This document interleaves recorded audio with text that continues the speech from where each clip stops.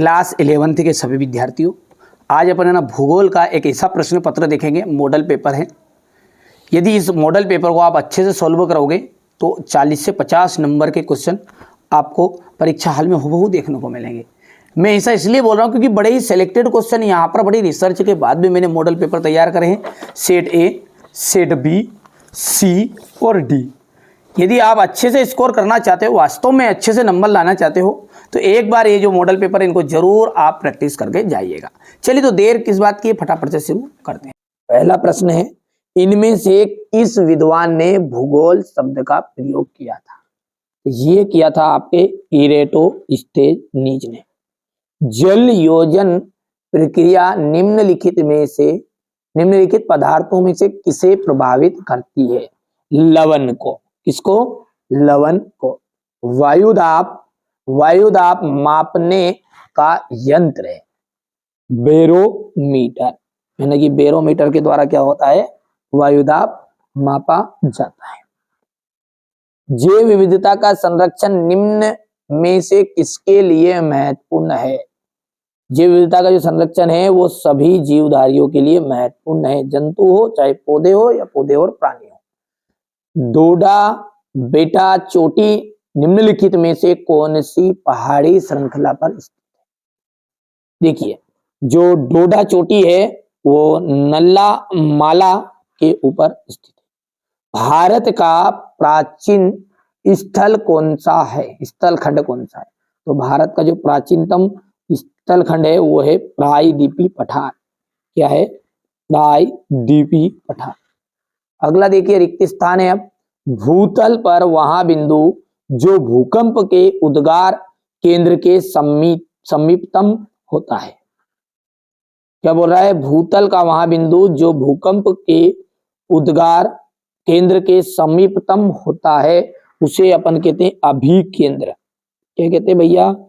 अभिकेंद्र।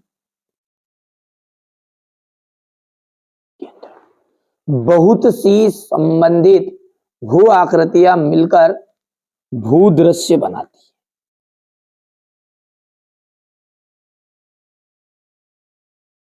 सबसे अधिक गर्त महासागर में मिलते हैं। सबसे अधिक जो गर्त है वो प्रशांत महासागर में मिलते हैं। प्रजातियों के आगमन से पारितंत्र का ह्रास होता है। ठीक है, प्रशांत महासागर, सॉरी ये प्रशांत हो गया। इसके बाद में विदेशज प्रजातियों से,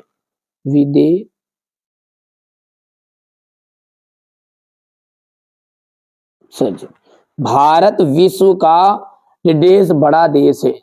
भारत जो विश्व का वो है 7वां बड़ा देश है।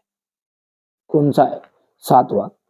भारत के पड़ोसी द्वीपी देश, भारत के जो पड़ोसी द्वीपी देश है वो एक तो श्रीलंका,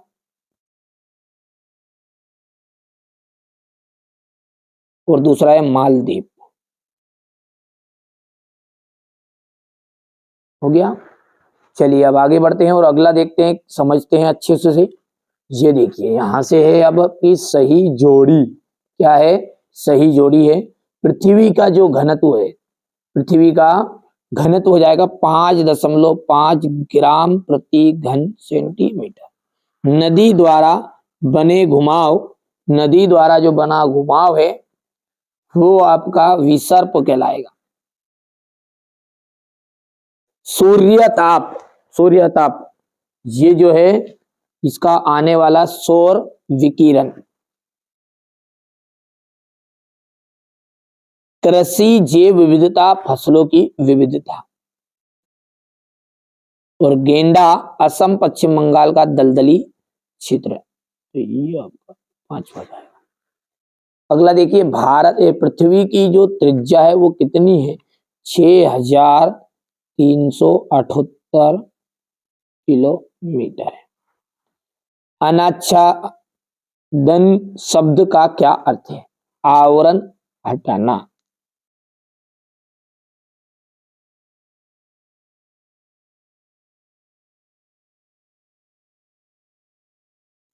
शीत वताग्र के साथ किस प्रकार के मेघ बनते हैं?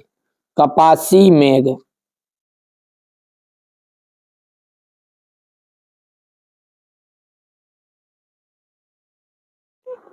समान भौतिक लक्षणों वाले जीव के समूह को क्या कहते हैं? प्रजाति कहते हैं। भारत देश की आर्द्र भूमि को कितने वर्गों में रखा जाता है? 8 वर्गों में।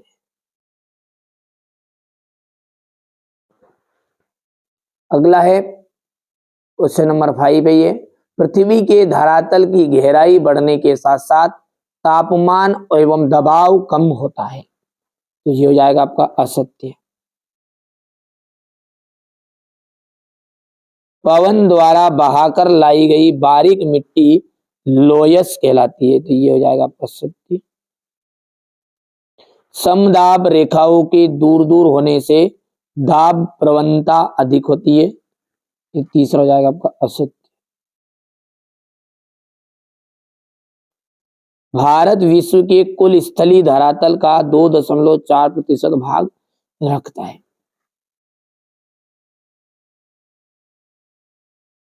भारत की उत्तरी सीमा पर हिमालय पर्वत स्थित है, सत्य है। भारत की में औसत वार्षिक वर्षा लगभग 125 सेंटीमीटर है, ये भी आपका सत्य है। अब अगला देखिए यहां से, भूगोल किन किन शब्दों से मिलकर बना है? भूगोल की एक परिभाषा लिखिएगा। वे कौन से कारक है जो पृथ्वी पर तापमान के वितरण को प्रभावित करते हैं? जलवायु से क्या तात्पर्य है? विदेशज प्रजातियों से आप क्या समझते हैं? जैव विविधता के विभिन्न स्तर क्या है? ठीक है।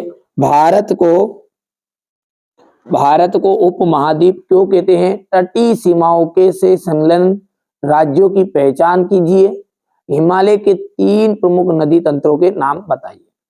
ठीक है। हिमालय पर्वत के कोई 2 महत्व आपको समझाना है, नदी द्रोणी और जल सांभर में अंतर। ठीक है। भूकंप में कोई 2 हानिकारक प्रभाव आपको बताने हैं। कोसी नदी को बिहार का शोक क्यों कहते हैं? समुद्र स्थल समीर का वर्णन कीजिए। वर्षा के कितने 3 प्रकार लिखिएगा। यहां से अपन क्वेश्चन नंबर 14 देखते हैं। 15 है, भारत में आने वाली प्राकृतिक आपदाओं को संक्षिप्त में समझाइए। सुनामी को उथले जल की तरंग क्यों कहा जाता है? ग्रहों के विकास संबंधी अवस्थाओं को बताइए। मृदा और सेल में क्या अंतर है? मानसून वर्षा की विशेषताएं बताइए। उष्णकटिबंधीय तथा सदाबहार वनों की विशेषताएं। ये आपका क्वेश्चन नंबर 20 है। ठीक है, बढ़िया से कंप्लीट करना है।